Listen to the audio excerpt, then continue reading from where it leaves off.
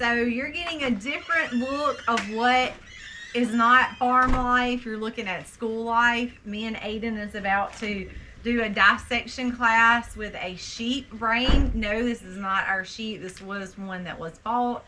But this is what our biology lab is going to look like for today. Well, we finished up school. Aiden said, Mama, you're not recording me doing this lab. So we turned the camera off, but we were able to get our lab done for biology. That was our first major dissection, so that was pretty interesting. Now, I have done that in my schooling. That was Aiden's first major dissection, so kind of bittersweet. He's like growing up, and I hate it. I love it, but I hate it at the same time too, like Colby said. But anyway, tell them where we're fixing to go do. We've got to go check some cows. We're going to see how far along they are in gestation for pregnancy, especially when it comes to dairy, because we want to make sure we're right on with their deliveries as we're stanchion trading a few, have a few heifers, and of course have a few mamas that's going to deliver again. Yep. So Dr. Case is our vet. We have used him for several years now. We really value his opinion. Now, you guys know that we like to do things as naturally as possible. He's not as naturally minded as we may be, but we definitely value his opinion and his expertise. He is very good at what he does, and there's been times I have even questioned. Like one time we had a little bull calf that we steered off, and he was bleeding everywhere, and I was panicking, but he reassured us he's gonna be fine, and of course he was fine. So we value his opinion, we trust him. He is coming to do a pregnancy check on all of our dairy, just as Colby said. The importance that we really want to emphasize with this is knowing how far along they are, because we have a couple of heifers. This will actually be first-time mamas. It's really not that big of a deal with them, but for our mamas that we have been milking, of course, it is vitally important to know about how far they are, so that we can stop milking at the appropriate time and give their bodies that time to rest and recuperate that they need to keep them healthy. Now, our first time mamas, since he's here, he's going to be here anyway. This is just going to kind of give us an idea of when to expect their babies, so that we can stanchion train them. I actually read a comment of a lady who went into milk. She said that she did not stanchion train, and she got kicked really good by the cow and actually had a concussion. So that just goes to show you why stanchion training is so important. Especially, they're much more emotional and kind of a pain, to be honest with you, when they deliver and you have babies drug into this thing. So it's much easier to go ahead and get them used to the environment that they're going to be in, get them used to us touching on them. So we kind of need to know when that we are expecting babies, so that we can plan ahead.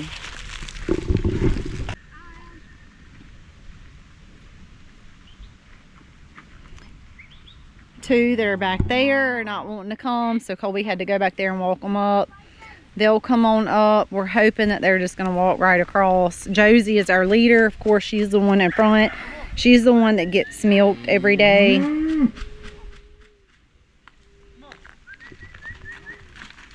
Oh, Gussie, she's been going in the stanchion every morning as well. It looks like she may pop up and be our new leader. Look at her running to the food. Looks like she's going to turn the corner after all. Go, Gus, she's running after that food. So we haven't gotten their test results back. They said 15 working days, and we're half of that, but I'm super excited to know who's going to be A2, A2. Yeah, it's not a big deal by any means, but it's nice to know it, and that way we at least know, okay, who is A2, A2, who is something different, and then that'll help us also weed through which ones we want to keep for longevity and for their lines. Ooh! She just put you in your place, didn't she? See that? Yeah, her bag. She's trying to get a little bag on her. Well, I'm hoping in the next. I think we're going to have to sheep for long too. Really? Mm-hmm. Daisy is... You're going to have to watch her like a hawk though. Did you see her just hike up that leg? But see how she's starting to fill out? Yeah. time on our side. When I stayed alone, I need you on my fire. I want you to know every time you're away, I long for you so much I can find my way. You burning out rocks? Yeah.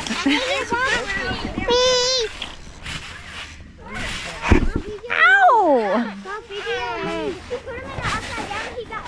Go.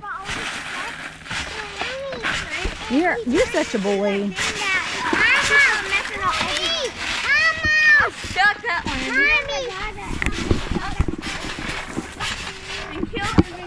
Whoa, girl, you better hold on. Livy, you're gonna fall. Are you a doggy? Huh? Are you a doggy? I am a doggy too. Don't put your mouth on it, that's nasty. Are you a doggy? Huh? You're in the doggy house. I am a doggy too. I saw you walking the line, and the truth may come as a surprise that with you I feel alive. Here is Dolly. She's about to get checked. We're gonna see if she's pregnant. If she is, we're gonna find out about how far along she is. This doesn't hurt them, it's just a little uncomfortable. Here we go with Josie. We know she's bred. She's due probably pretty soon. We're just trying to figure out about how far she is. Here's Buttercup. We've got Buttercup in. Again, she is just being exposed, so not sure if she's been bred or not. Yeah, she feels like she's pretty far along. Oh, wow.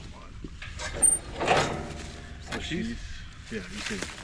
Well, now he never exposed, but he didn't say that. All right, here comes Dixie.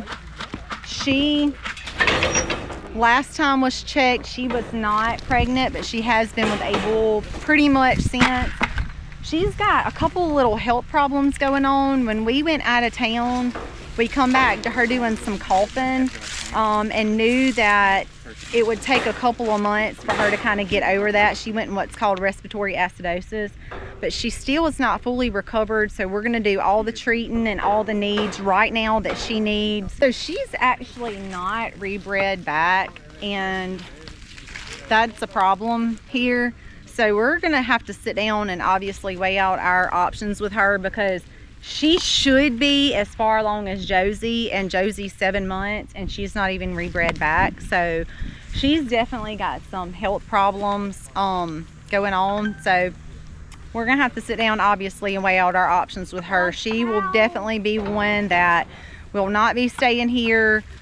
She will likely go to freezer count. Right.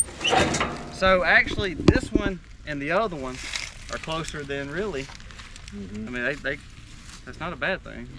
So you can, like at 5 months, see how this is? Yeah. See how that's, so at 5 months it's glue. It's like glue. See how it's starting to thin out? Yeah. So she's 6. Okay. We just got home with the sheep. This is 150 pounds of the sheep that you guys saw us loaded up in the trailer that we said we were gonna take off.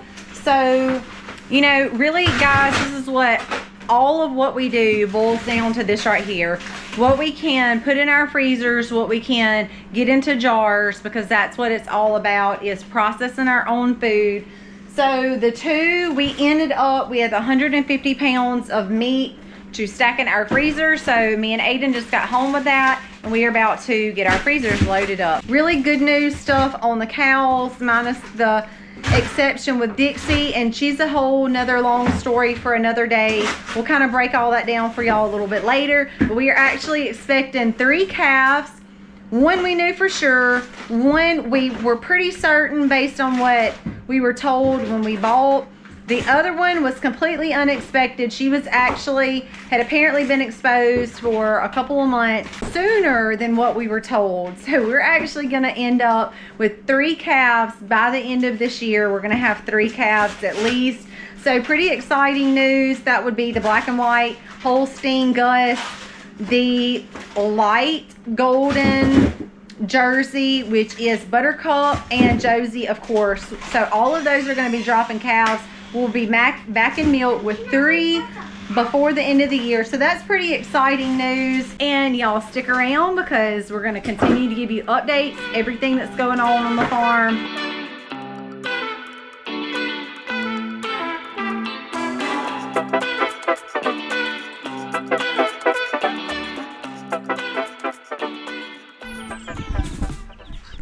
Good morning, y'all. Take a look at our seed starts.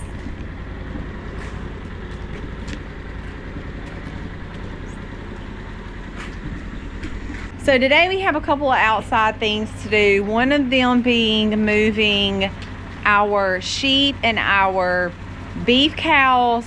We have a couple of mamas that should be due pretty soon.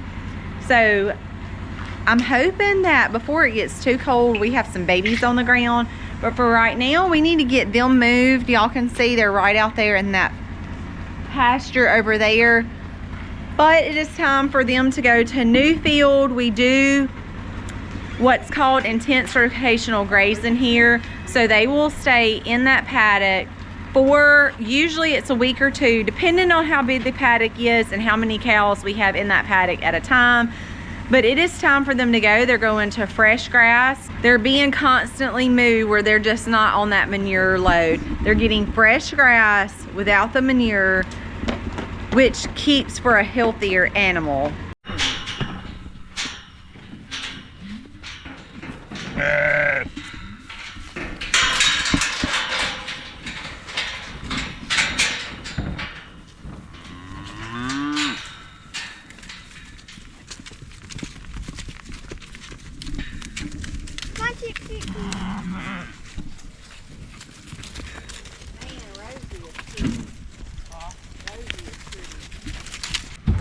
That was easy peasy, just moving them right across the field. Really the biggest thing with that is just moving the waters and the protein licks and stuff like that, the feed troughs. That was easy peasy, just moving them from field to field. The hardest part really ever when we're moving the cows is when we go like from where they're at now and they need to be rotated all the way past these chicken and rabbit barn. On the other side of that is when it can sometimes get a little fun. And now we are starting to prep for the winter, so off we go to start cutting up some firewood. You excited? Yeah. You like to use a chainsaw? About what? You like to use a chainsaw? I do. It's fun. Man of many words. You're lighting up the way, I can see the road ahead of me. I won't be stumbling in the dark. Your eyes are shining like the stars. I was down until you saved me, until you set me free. My eyes were closed, now I see clear as day.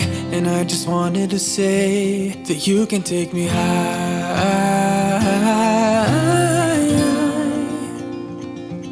Feels like I can fly.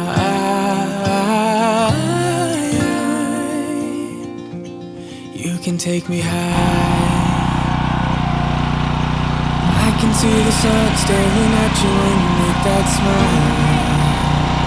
I'm moving closer to you now.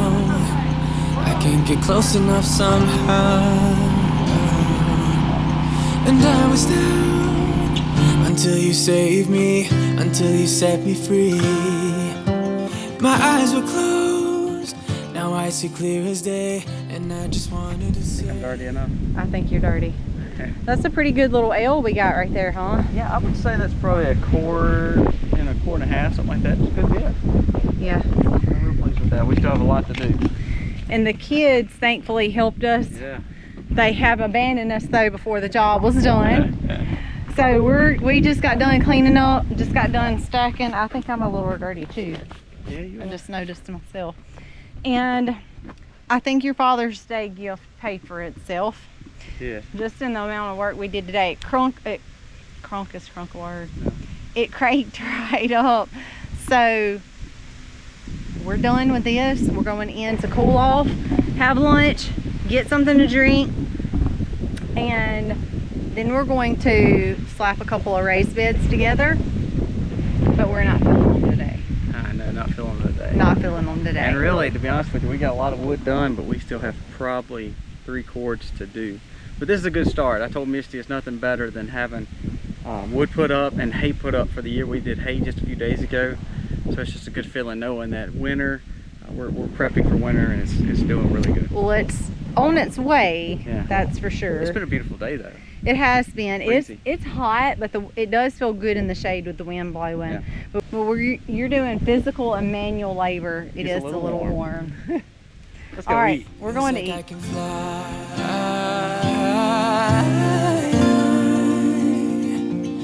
You can take me high.